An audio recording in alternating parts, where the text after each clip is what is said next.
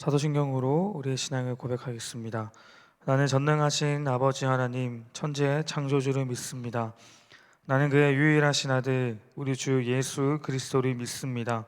그는 성령으로 잉태되어 동정녀 마리아에게서 나시고 본디오 빌라도에게 고난을 받아 십자가에 못 박혀 죽으시고 장사된 지 사흘 만에 죽은 자 가운데서 다시 살아나셨으며 하늘에 오르시어 전능하신 아버지 하나님 우편에 앉아 계시다가 거기로부터 살아있는 자와 죽은 자를 심판하러 오십니다. 나는 성령을 믿으며 거룩한 공교회와 성도의 교제와 죄를 용서받는 것과 몸의 부활과 영생을 믿습니다. 아멘. 찬송가 68장 함께 찬양하겠습니다. 찬송가 68장입니다. 오 하나님 우리의 창조주시니 내 주님께 귀한 것 드립니다. 내 주께만 엎드려 경배드리며 내 주의 이름 높이 찬양하네. 오 하나님 우리의 대주제시여 큰 풍랑이 일 때도 도우셨네. 죽음에서 우리를 구하셨으니 내 주의 이름 높이 찬양하네. 주 하나님 이름을 함께 높이며 대주제께 영광을 돌리오리. 그 능력이 우리를 지켜주시니 주 하나님을 높이 찬양하네. 아멘. 오늘 하게 볼 말씀은 신명기 3장 1절에서 11절까지의 말씀을 교독하도록 하겠습니다. 신명기 3장 1절에서 11절입니다. 우리가 돌이켜 바산으로 올라가매 바산 왕 옥이 그의 모든 백성을 거느리고 나와서 우리를 대적하여 에드레이에서 싸우고자 하는지라. 여호와께서 내게 이르시되 그를 두려워하지 말라. 내가 그와 그의 모든 백성과 그의 땅을 내 손에 넘겼으니 네가 헤스본에 거주하던 아모리 족속의 왕 시온에게 행한 것과 같이 그에게도 행할 것이니라 하시고, 우리 하나님 여호와께서 바산 왕 옥과 그의 모든 백성을 우리 손에 넘기심에 우리가 그들을 쳐서 한 사람도 남기지 아니하였느니라. 그때 우리가 그들에게서 빼앗지 아니한 성읍이 하나도 없이 다 빼앗았는데 그 성읍이 60이니 곧 아르곱 온 지방이요 바산에 있는 옥의 나라이니라. 그 모든 성읍이 높은 성벽으로 들려 있고 문과 빗장이 있어 견고하며 그 외에 성벽 없는 고을이 심히 많았느니라. 우리가 헤스본 왕 시온에게 행한 것과 같이 그 성읍들을 멸망시키되 각 성읍의 남녀와 유아를 멸망시켰으나 다만 모든 가축과 그 성읍들에서 탈취한 것을 우리의 소유로 삼았으며, 그때 우리가 요단강 이쪽 땅을 아르논 골짜기에서부터 헤르몬 산에까지 아모리 족속의 두 왕에게서 빼앗았으니 헤르몬 산의 시돈 사람은 시뇽이라 부르고 아모리 족속은 스닐이라 불렀느니라. 우리가 빼앗은 것은 평원의 모든 성읍과 길르앗 온 땅과 바산의 온 땅 곧 옥의 나라 바산의 성읍 살레가와 에드레이까지니라. 르바임 족속의 남은 자는 바산 왕 옥뿐이었으며 그의 침상은 철 침상이라. 아직도 암몬 족속의 라빠에 있지 아니하냐. 그것을 사람의 교통 규빗으로 재면 그 길이가 9규빗이요 너비가 4규빗이시니라. 아멘. 하나님의 은혜가 예배를 드리는 모든 성도님들 위해 충만하게 임하기를 예수님의 이름으로 축복합니다. 오늘 우리가 본 본문의 말씀은 바산 왕 옥을 정복하는 내용입니다. 정복에 대한 말씀은 2장에서 이미 하나님께서 이스라엘 백성 가운데 예비해 두신 전쟁이었습니다. 2장 24절의 말씀을 보니까 너희는 일어나 행진하여 아르논 골짜기를 건너라. 내가 헤스본 왕 아모리 사람 시혼과 그의 땅을 내 손에 넘겼은즉 이제 더불어 싸워서 그 땅을 차지하라. 이렇게 말씀하셨습니다. 왜 이들과 전쟁을 벌여야만 했는가? 여기 등장하는 왕들 바산 왕 옥과 헤스론 왕 시온을 가나안 땅에 있던 왕들 중에 마지막까지 대적한 왕들이기도 하지만 가나안 땅에 평화롭게 들어가려고 했던 이스라엘 백성들을 향해 문을 걸어 잠궜던 자들이기 때문입니다. 하나님은 이스라엘 백성들에게 가나안의 입성을 약속하셨습니다.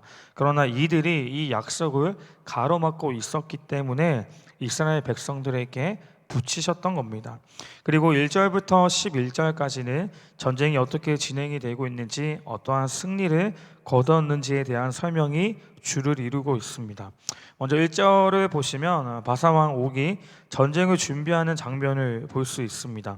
그는 시온 왕에게 정복당했다는 보고를 받고 전쟁 준비에 박차를 가하고 있습니다. 이들은 르바임 족속 출신이라 이렇게 얘기를 하는데요, 아낙 족속처럼 키가 장성한 자들이다 이렇게 설명하고 있습니다. 또한 성읍이 굉장히 많았고 모든 성읍들마다 방어 시설을, 이 전쟁에 특화된 방어 시설을 잘 갖춘 성읍들이 거의 대부분이었습니다. 아무리 시온 왕을 정복했던 온 이스라엘이나 백성들이라 할지라도 이들의 규모와 군대 앞에서는 충분히 두렵고 떨릴 만한 존재들이었습니다. 왜냐하면 이들의 강력한 민족이었기 때문입니다. 그런데 이렇게 두려워하고 어려움을 겪고 있는 이스라엘 백성들에게 하나님이 뭐라 말씀하시냐면 본문 2절입니다.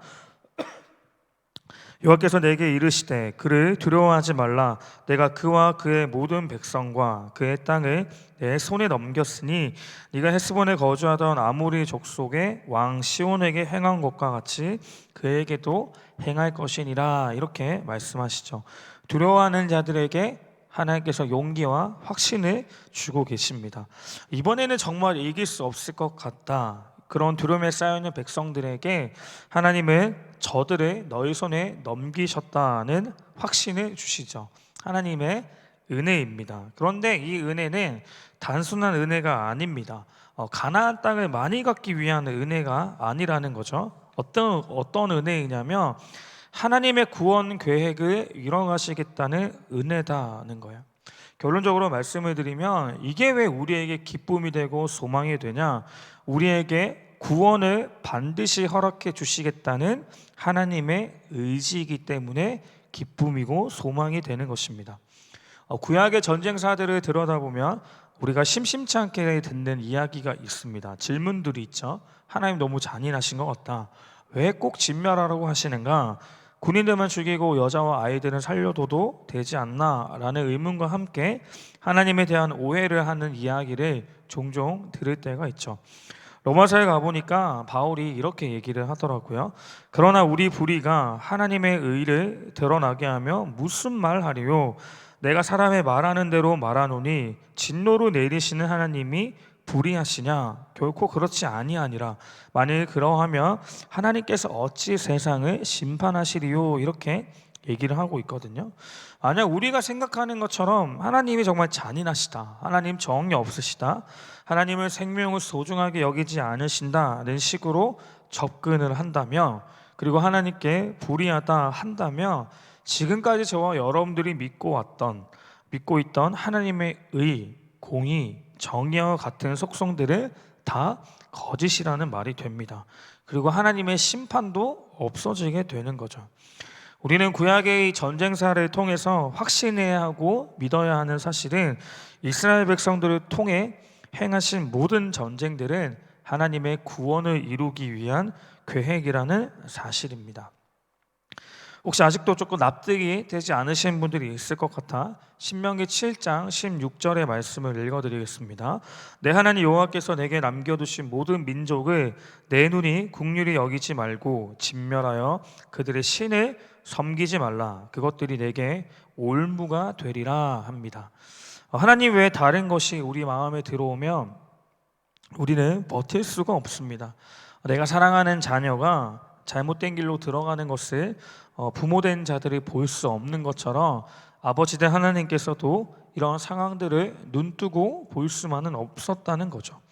이방의 길로 따라가면 구원이 없다는 것을 이스라엘 백성들이 깨닫기를 원하셨던 거예요. 그렇기 때문에 신명기 7장의 말씀은 사실 이방 민족에 대한 경고이기도 하지만 이스라엘 백성들에게 경각심을 심어주는 말이기도 한 겁니다.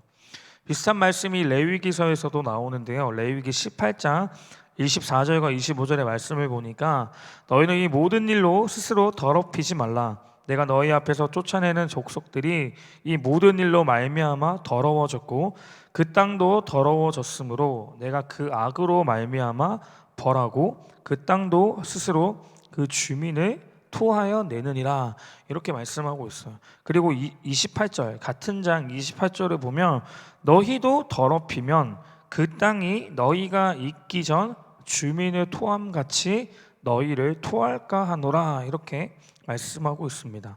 하나님의 공의는 이방에게만 엄격하게 적용이 되는 것이 아니라 선민이었던 이스라엘 백성들에게도 동일하게 적용이 됩니다. 명심해야 하는 거죠. 하나님께서 우리에게 주신 그 많은 은혜들을 누리기 위해서 준비해 두신 축복들을 받기 위해서라도 우리는 우리의 삶에 이방신에 대한 것들을 배척할 필요가 있습니다. 여러분께 말씀을 드렸지만 우리에게는 실력이 없습니다. 죄를 이길 수 있는 능력이 없어요. 우리가 유일하게 죄를 이길 수 있는 방법은 하나님이 우리와 함께 해주시는 것밖에 없습니다. 이 강대한 바산왕 옥과 전쟁을 하기 전에 두렵고 떨리는 마음으로 전쟁을 준비한 이스라엘 백성들에게 하나님은 내가 너와 함께 하겠다라는 약속을 주셨고 실제로 그 약속을 이루어 주셨습니다. 그리고 이스라엘은 전쟁에서 승리를 하게 됩니다. 오늘 우리에게 주어진 시간들 속에서 하나님이 반드시 함께 해 주실 겁니다. 무슨 말씀이냐면 우리가 승리할 수 있는 조건을 충분히 주신다는 말씀입니다. 우리의 삶의 모든 부분들에서 은혜를 주시려고 준비해 주십니다. 그렇기 때문에 우리는 아버지의 말씀을 들을 준비와 또 순종할 준비를 하고 있으면 되는 거죠.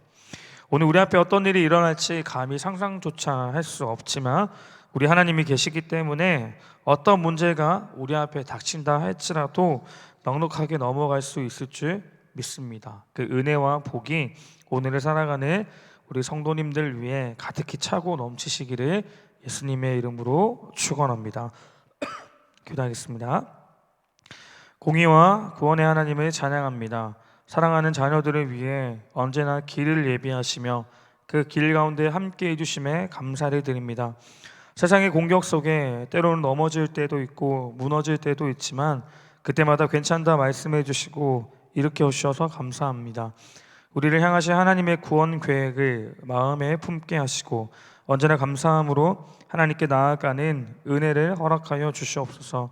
오직 하나님의 은혜에만 반응하는 자가 되게 하시고 세상을 향해 눈을 돌리지 않게 하여 주시옵소서. 하나님의 말씀에 순종하는 믿음을 허락하여 주시옵소서. 하나님께만 도움을 구하는 믿음을 허락하여 주시옵소서.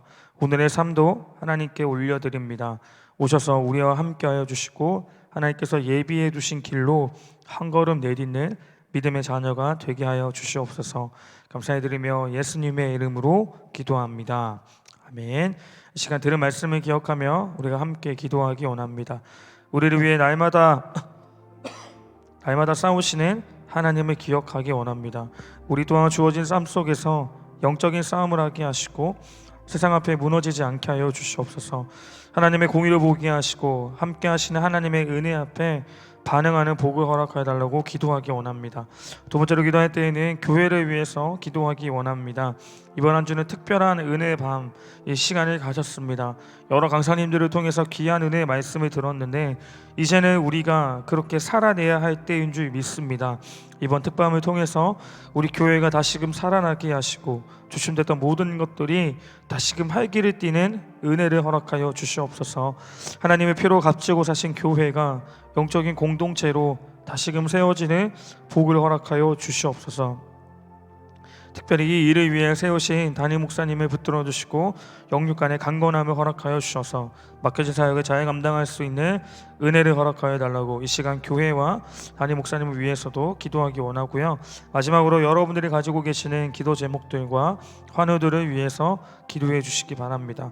하나님의 위로가 가득하게 하여 달라고 몸과 마음이 회복되는 은혜를 허락하여 달라고 이 시간 여러 가지 기도 제목을 두고 우리 하나님께 기도하며 나아가기 원합니다. 기도하겠습니다.